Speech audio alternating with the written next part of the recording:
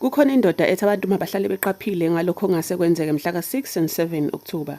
Lo muntu uthi bangase basebenzise izithombe ezinkulu ezizovela emoyeni phezulu esibhakabhakeni okubizwa nge-hologram ukuze badide abantu noma babenze balahlekelwe yindlela. Uze wakhipha namazwi okuxwayisa abantu ethi-ke ningayivumeli izinto enizibonayo ziphakamisa ukwesaba noma zikukhohlise. Hlalani niqaphile futhi ningavumeli umuntu anilahlekise ngalokho okuzayo. Ngiyanibingelela egameni lenkosi yethu Yahusha. Bazalwane bami, bese ngithi sesiqedile ngerapture. Kodwa kuyacaca ukuthi uSathana akadelile yena. Usaqhubeka. Ubrother Joshua kuyabuya manje uthi sekumhla ka6, mhla ka7 October ngoba manje uJesu uthe uJesu usebenzisa iJulian calendar. Asi-entertaineke leyo thought. Ubengeke yenasho uJesu athi ngomhla ka6 noma ngomhla ka7 October. Uhlulekile ukusho njalo. Let's just say uJesu usebenzisa iJulian calendar, thina sisebenzisa iGregorian. So iGregorian umhla ka23 nomhla ka24 umhla ka6 nomhla 7. Bengeke inethi ngomhla ka6 noma ngomhla ka7 October. Why asidid uJesu? Kungenzeka yini ukuthi uqanjelwa amanga akasho ngolutho yena? Asizwe la iBhayibheli ngifunda kuDeuteronomy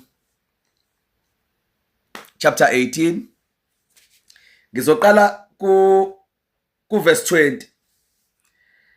But the prophet which shall presume to speak a word in my name, a prophet which shall presume to speak a word in my name, which I have not commanded him to speak. Kodwa ukhuluma egameni likabani? LikaNkulunkulu. Uthi-ke, or that shall speak in the name of other gods, even that prophet shall die. Lo mprofethi okhuluma othi uthunywe yimina, neyizwa lonto, noma akhulume ngabanye onkulunkulu, lo mprofethi uyakubulawa nokubulawa. Verse 21. And if thou say in thine heart, umuthi enhlizweni yakho, how shall we know the word which the Lord has not spoken? Sizokwazi kanjani ukuthi lelizwi mhlawumbe livela kuNkulunkulu noma liveli kuNkulunkulu lelizwi? Verse 22. Uzokwazi ngalokhu ke, when a prophet speaks in the name of the Lord, if the thing follow not nor come to pass, uma leyo nto ingenzeki, that is the thing which the Lord, or that is the thing which the Lord has not spoken.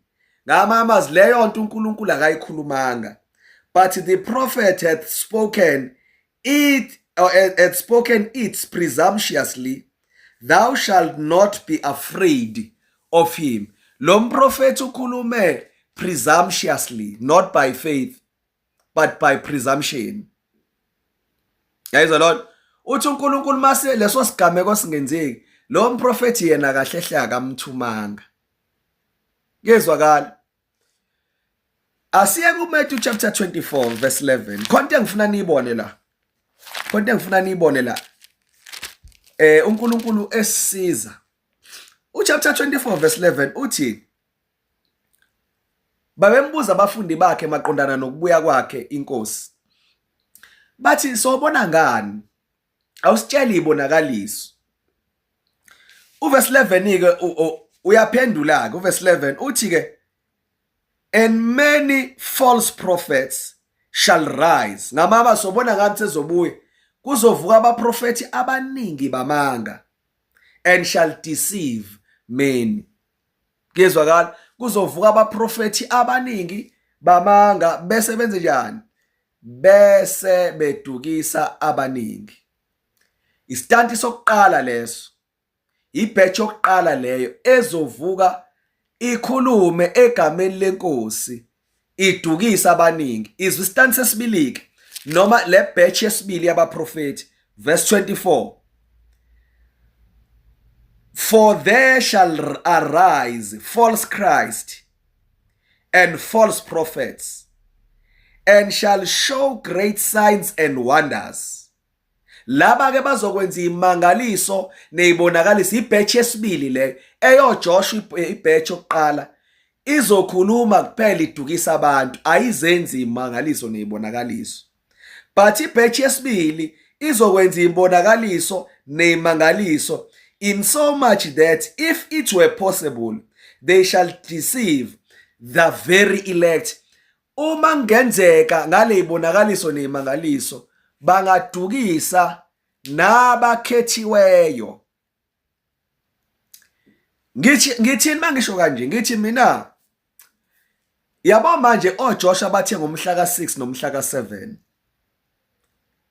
Ngeke ngimangale mina uma kuzosetshenziswa ihologram ngomhla ka6 noma ngomhla ka7 kwenziwe imangaliso esibhakabhakeni bese kuthiwa irapture, because vele iproject Bluebeam umsebenzi wayo omkhulu omunye ukimpersonate ukufika kwenkosi. Kezwakala. So umhla ka6 lo nomhla ka7 kungenzeka baphula istand seyimangaliso nezibonakaliso. Niyangizwa?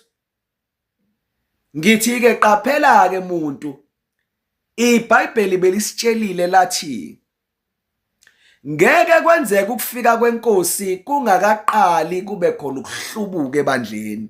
Number 1. Bese kumbulwa lo muntu ongenamthetho. Mayingakafika umuntu ongenamthetho kungakahlubukwa, ngeke kube khona ukubuya kwenkosi. U2 Thessalonians chapter 2 verse 1 to 3 loyo. Niyangizwa abantu bakaNkulunkulu?